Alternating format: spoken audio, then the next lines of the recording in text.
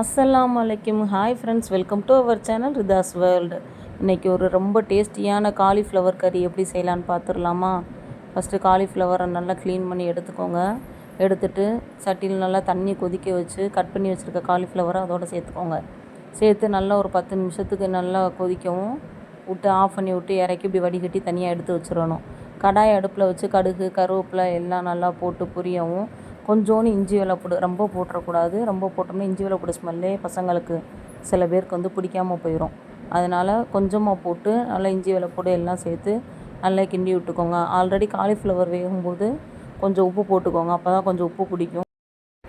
அதுக்கப்புறம் கொஞ்சோண்டு மிளகாத்தூள், கறி மசாலா தூள் இருந்தால் கொஞ்சோண்டு சேர்த்துக்கோங்க. கொஞ்சோண்டு நான் சிக்கன் பொடி எப்போயுமே சேர்ப்பேன். சிக்கன் பொடி, கொஞ்சோண்டு ஏலக்காய் பட்டை கிராம் தூள். இதில் மெயினானதே அந்த லேசாக ஏலக்காய் பட்டை கிராம் தூள் போடுறது தான் அந்த கறி ஃப்ளேவரே நம்மளுக்கு கொடுக்கும். இது கொஞ்சம் வேகிறதுக்கு நேரம் தான் ஆகும், ஆனாலுமே நல்லா ரொம்பவே டேஸ்டியாக இருக்கும். சாம்பார் சாதம், தயிர் சாதம், லெமன் சாதம் இது மாதிரிலாம் வச்சு கொடுத்தோம்னா பிள்ளைங்க நல்லாவே சாப்பிடுவாங்க.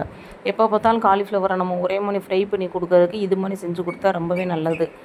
ஃப்ரை பண்ணி சாப்பிட்றதுனால ஆயில் ஐட்டமாகவும் இருக்கும். இது மாதிரி செஞ்சோம்னா நம்மளுக்கு ஆயிலும் கம்மியாக தான் யூஸ் பண்ணுற மாதிரிக்கு இருக்கும். நல்லா மசிஞ்சு நல்ல ஒரு ஃப்ளேவராகவும் நல்ல ஒரு டேஸ்டியாகவும் இருக்கும். கறி டேஸ்ட்டாகவும் இருக்கும். நீங்கள் இதை ஒருக்கா செஞ்சு பாருங்கள். நல்லா 5 நிமிஷத்துக்கு ஒருக்கா கிண்டி விட்டு இப்படி ஓப்பன் பண்ணி எடுத்து பார்த்திங்கன்னா நல்லா மசிஞ்சு நல்லா அழகாக நல்லா வெந்திருக்கும். ரொம்ப டேஸ்ட்டாகவும் இருக்கும். ஃப்ரெண்ட்ஸ், செஞ்சு பார்த்துட்டு சொல்லுங்கள். தேங்க்யூ.